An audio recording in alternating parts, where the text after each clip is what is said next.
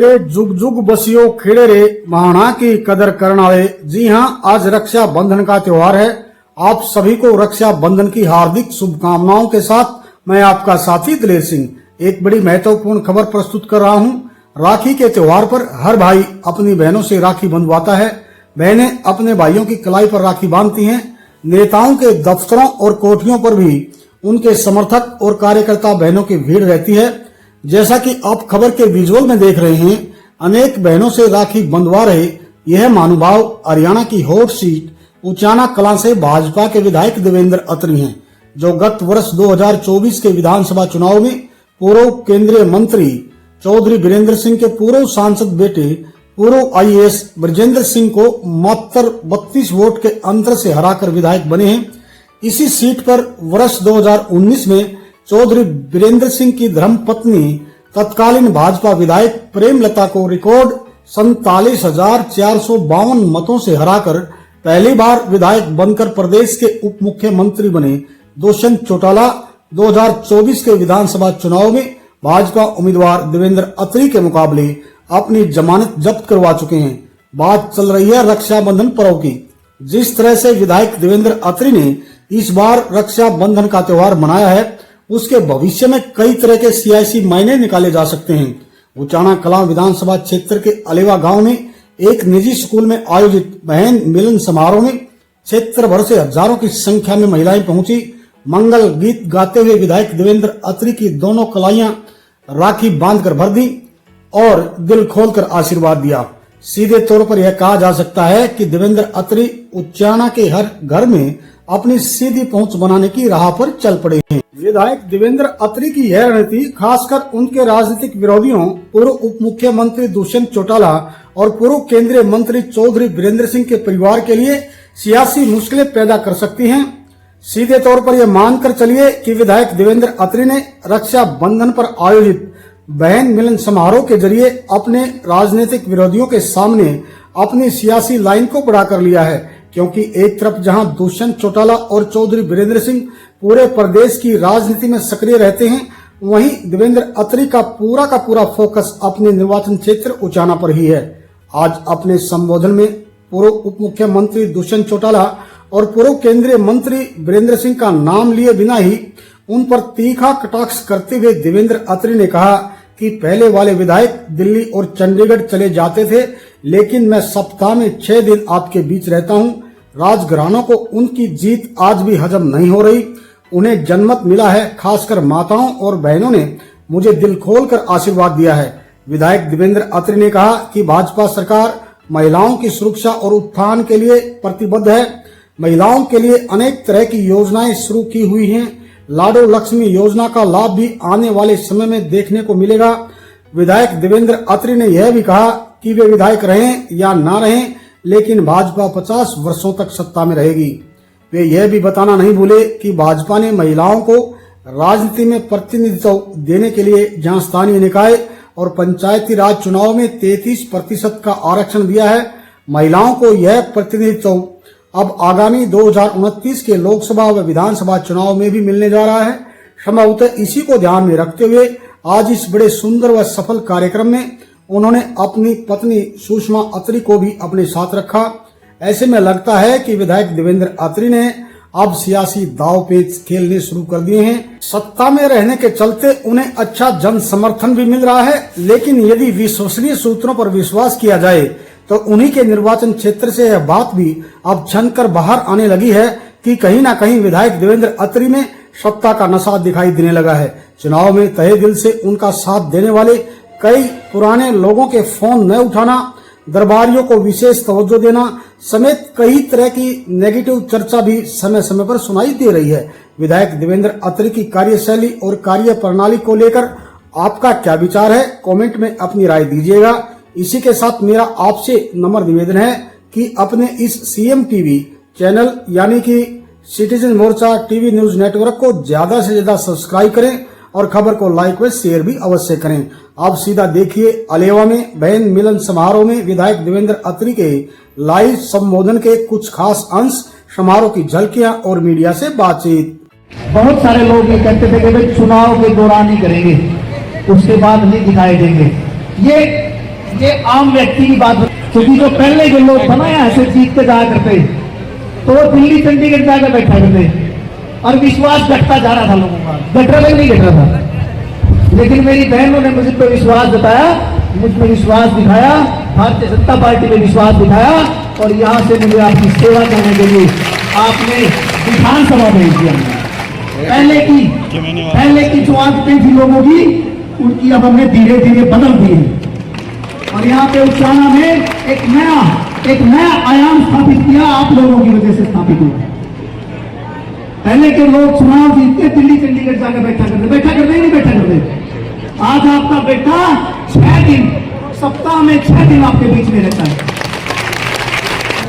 वो लोग जो दिल्ली चंडीगढ़ जाके बैठा करते, उनसे पीछा छुड़ा लिया आप लोगों ने, और ये पीछा छुड़ाया मेरी बहनों ने, मेरी माताओं ने, मेरी मातृशक्ति ने। पहले वाला समय गया, अब भूल जाओ।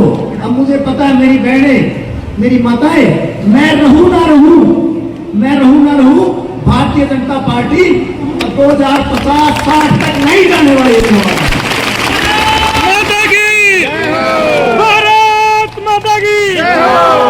भारतीय जनता पार्टी की हमारी सरकार ने जो सेवाएं, जो परियोजनाएं, जो योजनाएं हमारे आपके बीच में ला के दिए, कोई दे नहीं सकते। हमारी बहनों के लिए 33% आरक्षण, चाहे वो पंचायतें हो, चाहे विधानसभा हो, लोकसभा हो, और 2019 के हमारे चुनाव में वो आप देखेंगे कि महिलाएं कितना नेतृत्व करेंगे। इतनी योजनाएं हैं। अब बहुत जल्दी हमारी बजट में तो हमने, हमारे यशस्वी मुख्यमंत्री जी ने प्रावधान कर दिया है, लाडो लक्ष्मी योजना भी आप लोगों के बीच में आने वाली है। बहुत सारी योजनाएं हैं। बाई डिफॉल्ट होता मिलता मिलने भैया, खुद के गिरेबान नहीं जानता कि उसके बेटे के कितने वोट आए। मैं किलायत से भारतीय जनता पार्टी ने मुझे प्रभारी के रूप में सेवाएं, प्रभारी नहीं बोलूंगा मैं, किलायत की भी सेवाएं करने का मौका दिया। एक पत्रकार महोदय ने पूछा, अजय जी आपको वो लीडर महोदय कहते हैं कि जी आपको बाई डिफॉल्ट डालने पड़ गए। मुझे जनमत मिला, मुझे जनता ने जनमत दिया, बाई डिफॉल्ट नहीं मिला। अपने गिरेबान में जाके उन्हें कितने वोट मिले, मुझे कितने वोट मिले, अपने गिरेबान में जाके देखना चाहिए। वो बड़ा राजनीतिक परिवार है कि नहीं, मानो कि नहीं मानो? मानना जी, मानना जी। और मैं एक साधारण परिवार का बेटा, मेरे होता ही कि इनकी देख लो, उनकी देख लो। बहुत सारे चेहरे ऐसे बड़े बड़े लीडर कहते हैं, बोला जी हाँ इंडिपेंडेंट का नाश कर दिया। इंडिपेंडेंट भाई करते पूछ के चुनाव लड़ेंगे, आज जोड़ेंगे तरह के, अगर मैं चुनाव लड़ेंगे जी नू जोड़ेंगे तरह का। तो ये सब भ्रम करा रहे। भारतीय जनता पार्टी की लोगों ने योजनाएं पसंद की है, हमारी बिना खर्ची जैसी योजनाएं, जिन्होंने इतिहास बना दिया। कितने ही वंचित परिवार थे, पहले के हालात क्या थे, आप सबको मेरी बहनों से छीने नहीं है। आज बड़े बड़े उच्च पदों पर जो पीड़ित थे उन टाइम समय में, आज उन कुछ पदों पर गरीब परिवारों के, वंचित परिवारों को अच्छे लगते, जरूरतमंद परिवार है कि नहीं? मेरी बहनें मानती है कि नहीं मानती है? तो ये सब कुछ जो पॉसिबल हो पाया था, ये इतिहास बना था हमारे पूर्व के यशस्वी मुख्यमंत्री श्री मनोहर लाल जी, और उस पर हमारी सरकार, नायब सैनी जी की सरकार अब आगे बढ़ रही है। और अभी देखना, एक एग्जाम हुआ भी सीटी का, माना हुआ कि नहीं हुआ? बहुत सारी हमारी बेटियों ने, हमारी बहनों ने एग्जाम दिया। कभी देखा था ऐसा पेपर? इतिहास बनाया कि नहीं बनाया?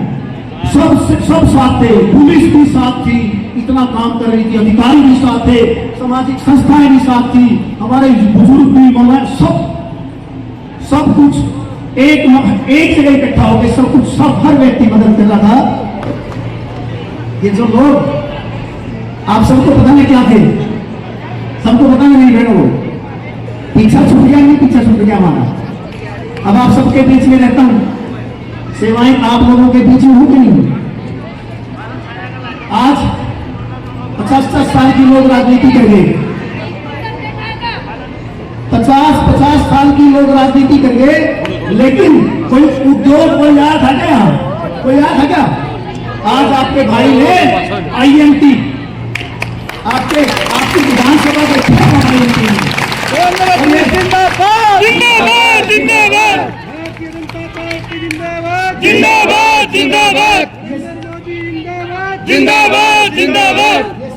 ये सब संभव हो पाया है तो हमारे यशस्वी मुख्यमंत्री श्री नायब सैनी जी की नीतियों से संभव है। अब यहाँ रोजगार हो गए, फैक्ट्रियां आएंगी, किसानों को भी बहुत बेनिफिट होगा।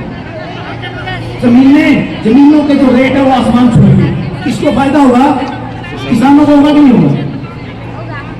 तो मेरे कोई फिल्म में डायलॉग आप लोगों ने सुना कि नहीं सुना है? सनी देओल ने कहा था कि अभी तो मैंने चलना ही शुरू किया है, रफ्तार पकड़ने तो भी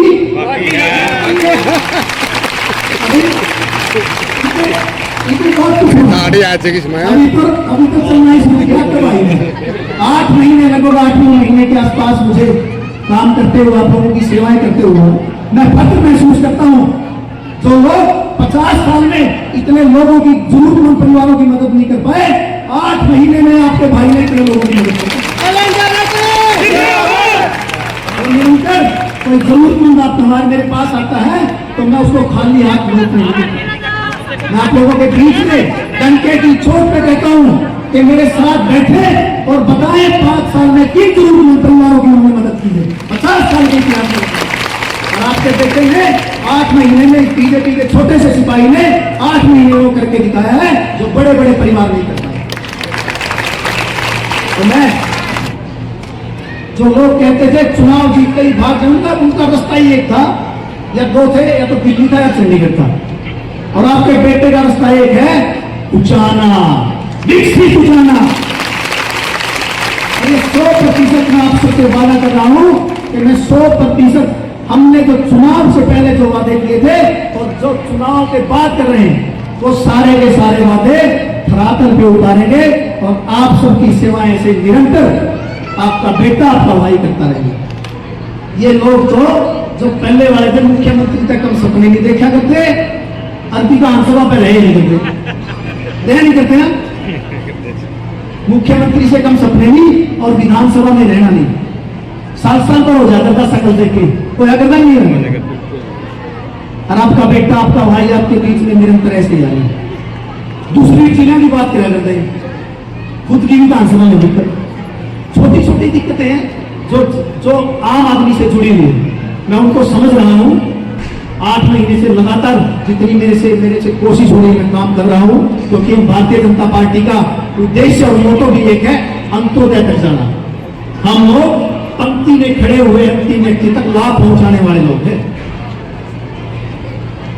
इनके टाइम में नौकरियां बिकती थी, कुछ लोग तो जमीन बेच कर पीछे दे आते और फिर कई बार में पीछे नहीं आकर जैसे हालात थे नहीं थे।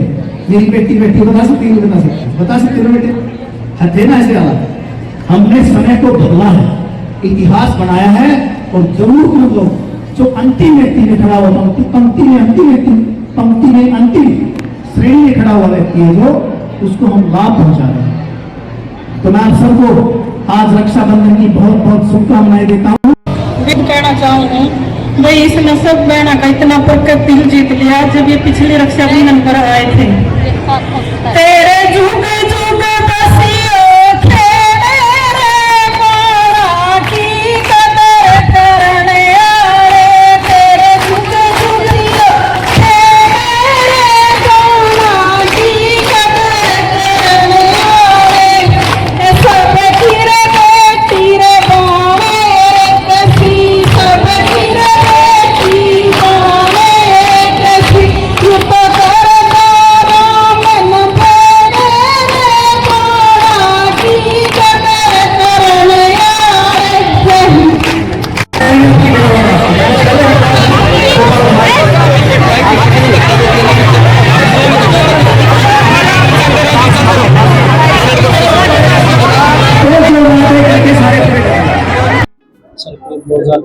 महिलाएं आई हुई तो कैसा लग रहा है? पिछली बार भी आपने राखी के ऊपर जो है ऐसे ही कार्यक्रम किया, तो इस बार संख्या कुछ न कुछ बढ़ कर आई।